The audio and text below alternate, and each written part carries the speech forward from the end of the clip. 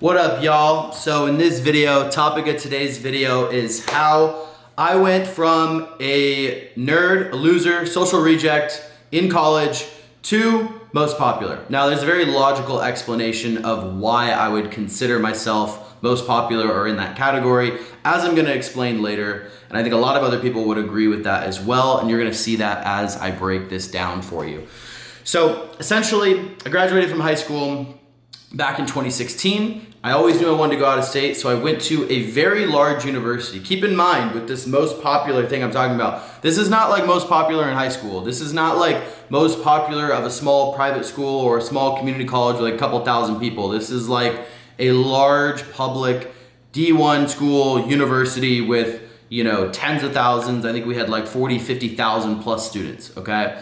So you're gonna kind of see how this all wraps together here if you keep watching. Now, I showed up to school at the University of Arizona, 2016, in the fall time, and I went through Rush. I went through Fraternity Rush. So for those of you who don't know, it's like a week-long process where you get to know the different fraternities for guys and obviously sororities for girls to see if you can get a bid, an invitation to one of these fraternities or sorority organizations. So you can be a part of that. You can be in Greek life. You can be part of the cool kids, right? Like, just depending on who you are, how you categorize that. A lot of schools, University of Arizona included, it was very much the in crowd. The popular thing was to be in Greek life, okay? Now, that's just gonna say that doesn't mean that like you're 100% a loser or like you're worthless if you're not in Greek life. It's not like that. But in the moment, as a lot of young kids going through college, like that is kind of how you view it, whether that's right or wrong. So anyways, make a long story short, I go through the rush process, and something very interesting and out of the ordinary and unique happened to me in this week-long process. And this week-long process is very stressful, right? Because you're basically on the brink of like, hey, am I gonna be in this in crowd or am I not? Or am I gonna get an invitation to the house that I want to be a part of or not? Like that's a big thing. It's almost like, maybe not in the same way, but it's like interviewing with different companies, and the company that you choose, depending on the culture and the pay and the X, Y, and Z, like is going to change the trajectory of your experience moving forward. So basically what happens is throughout the process, each day of Rush, typically they will start like making cuts. They'll start like cutting kids out of the process of each round, and they'll only be inviting back a specific people. The fraternities will evaluate you based on the things that you say and do when you go and visit with them, and then they'll make cuts and they'll only invite back a select few. So typically they don't really make cuts the first few days, and then they start cutting more and more and more until it ends with bid night, which is where they send an invitation to the most select few and then invite them to either be a part of it or not be a part of the fraternity. So basically what happened to me when I went through Fall Rush 2016 is on like the first day where we get like a list of the houses that we're gonna go back to, it was like well known, it was made known by my recruitment counselor, like to the whole group, that hey, like nobody really gets cut this day. This is just like, you know, we're just gonna put a list of like the houses that you can choose to go back to, right? And I look at my list, and at the time there was like 4 what would be considered top houses, okay? Which would be like the cool houses that have like the most money, maybe the most members, that have the most like rapport and kind of status with the sororities and stuff. Now I know if you're not in the Greek system, if you didn't do that experience in college, this might seem really silly to you, but I'm just gonna shoot you straight and tell you how it was. And 3 out of the 4 top houses were not on my list. And I was like, whoa, wait, like I thought cuts weren't being made this day. Like what, this is like the first day, like what the fuck's going on? And I'm like pissed off. I go to my recruitment counselor. He's like, that's really weird. Like I've never really seen that before, but I mean, it is what it is. Like you got the piece of paper. This is the system that we follow. Like you can't unfortunately go to those houses. I'm really sorry. And I'm like, this doesn't make sense. And so I go around to everybody in my group, and I specifically am like looking at the nerdy guys. And I'm like, the guys who I'm just like, dude, look, I'm not trying to be a dick here, but like, and I didn't say this, of course, but I'm like, I know that these guys are not going to be a part of the top houses. Like, there's just no way. I go and I look, I'm like, show me your schedule. And they got invited back to all the top houses, like, because they weren't supposed to make any cuts.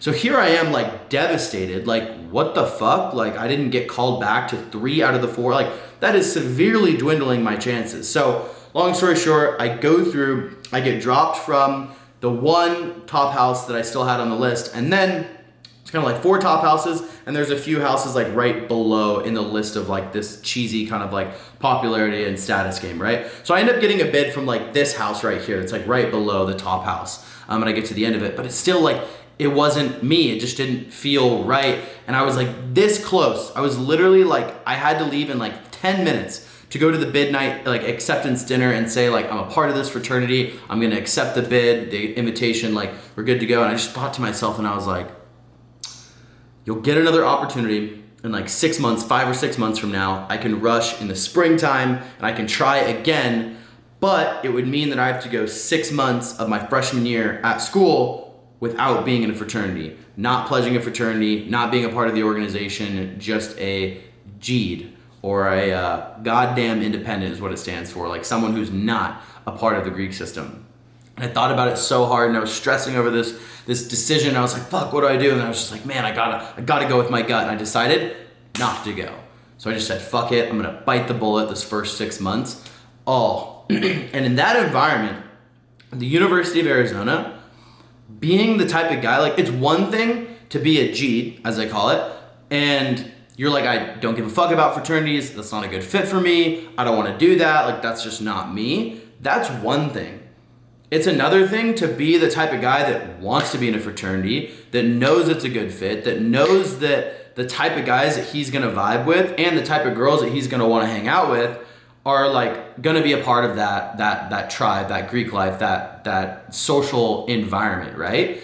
And then not be a part of it, like that was really, really rough for me. And it was crazy because like I would meet girls and like immediately the first question would be like, oh, what house are you in? Oh, did you rush? Did you do this? Like I was actually talking to a girl who I had met before I'd even gotten to school. We had like hooked up a little bit, like nothing crazy. We didn't smash or anything, but we were like talking and like vibing and like whatever. And she was like messaging me. She was actually a year older than me, and she was in one of the top sororities. And I remember she was like asking me about like, what house did you get? Like, I'm so excited. You'd be such a good fit for this fraternity, for this blah, blah, blah. And I remember I went through the process, told her everything that happened. And she was like, we were texting every day and like, she was super about it. And then like, I didn't get in to any of the top houses. I was like, I'm gonna say no, and I'm gonna wait, and I'm gonna rush again in 6 months. And she like stopped talking to me, stopped having any interest. Like that's how fucking serious it was. Like, so I just felt like a loser for like 6 months. I had nowhere to party. I had no bitches. I had a very limited amount of friends. Like I just had some friends who were kind of like on the out, you know, there's the in crowd and then there's like the out crowd. They're kind of on the outside of like what's cool and what's popular. So I had like a few friends kind of just in the dorms. And then thankfully I did make friends with a lot of girls who were in the dorm. So a lot of the girls who had joined sororities, I was friends with them because they were in my dorm and I was just like talkative and charismatic and I wanted to have friends that were girls, etc. And so they would hang out with me sometimes, but a lot of times it's like they would hang out with me in my dorm and then they would be like, okay, cool, now we're gonna go to the frats for a party. And then it'd be like 9 o'clock at night and I'm just like, all right, like, see ya, have fun getting fucked by all the cool frat boys while I sit here with my dick in my hand, fucking in my dorm room playing video games with my roommate on a Friday night. I was like, fucked. Like it was so unbelievably whack. It was like I wouldn't say it was like one of the worst times of my life, because like just being a freshman in college at a big party school like is fun in general. It was just crazy. Like I would have probably had way more fun in that situation if I was at a smaller school, a school where Greek life like wasn't as big of a deal, wasn't a big thing. But like it was here, and it was very much like it sucked. I felt less than. I felt like I was not as cool as all the other guys who had gotten accepted into fraternities. I felt like women didn't give me the time of day because I wasn't cool, didn't have status. So it was really rough. There was tons of Thursday was a big going out night at the University of Arizona. There's tons of Thursdays where I just sat in my dorm room.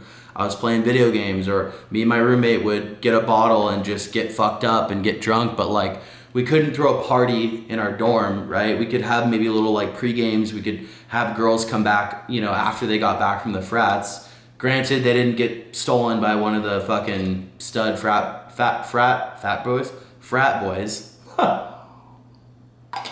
And so, yeah, it was rough. It definitely was like a really humbling experience. It definitely like checked my ego hard.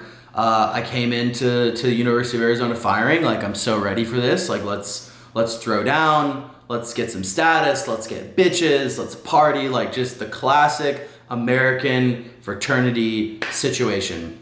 And long story short, I had a really rough 6 months at school. Like, it sucked, but I was just biting the bullet because I was like, I know I'm gonna try again. It's all gonna be good. Like, I gotta figure it out. And flash forward, I go through the entire spring process. And the funny thing was, on bid night, when I was getting called back, the final round of callbacks to the fraternities, guess which 3 fraternities invited me back on that night?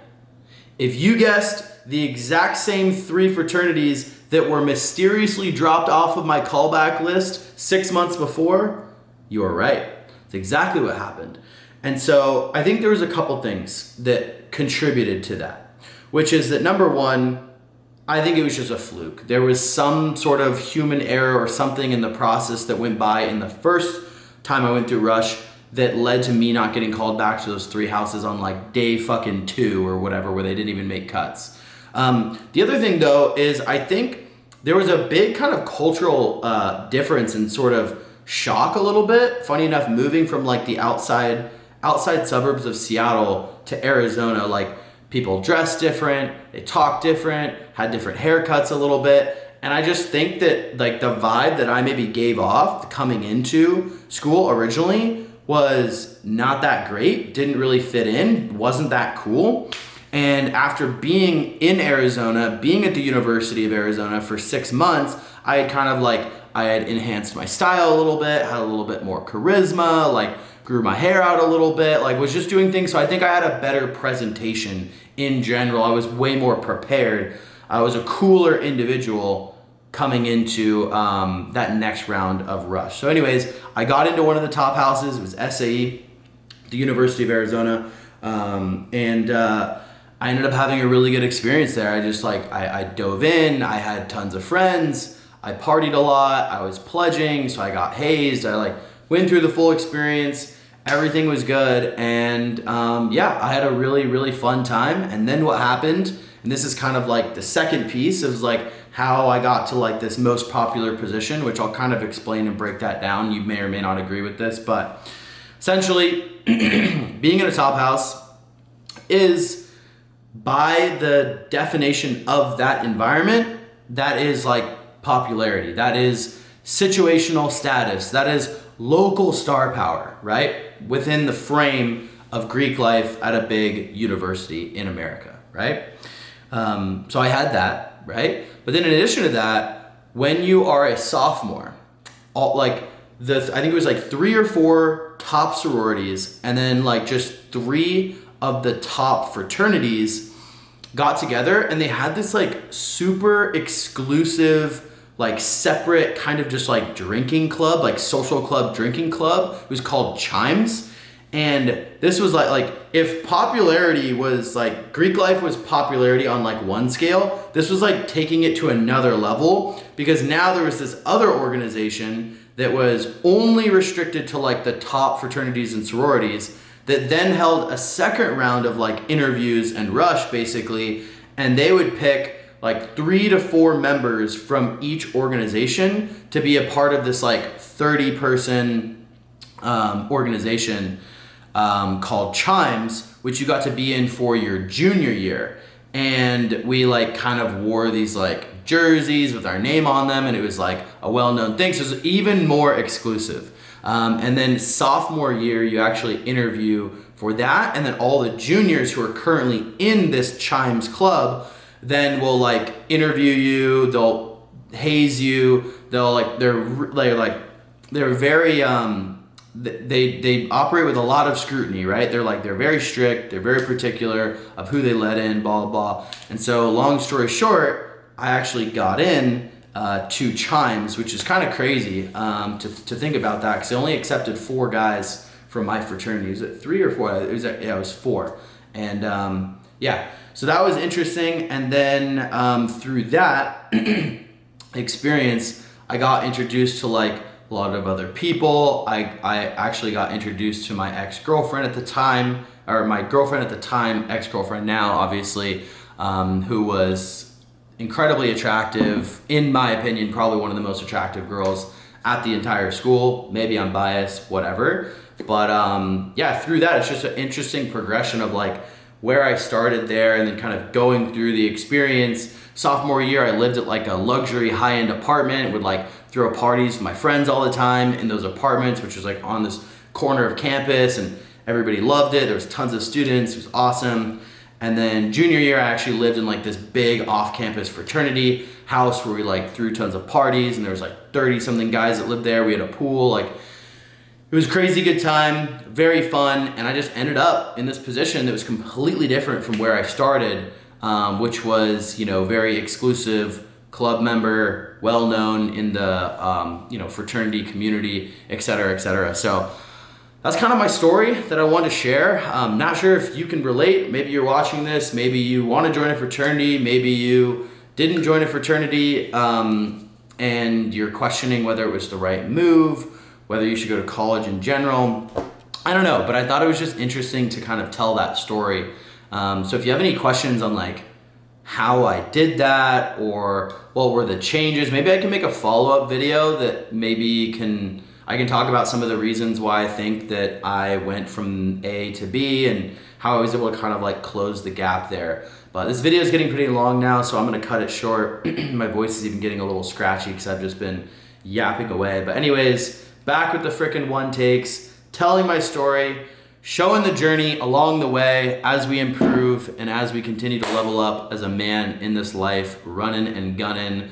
Hope you enjoyed. Like, comment, subscribe. Follow your boy along the journey. Cheers.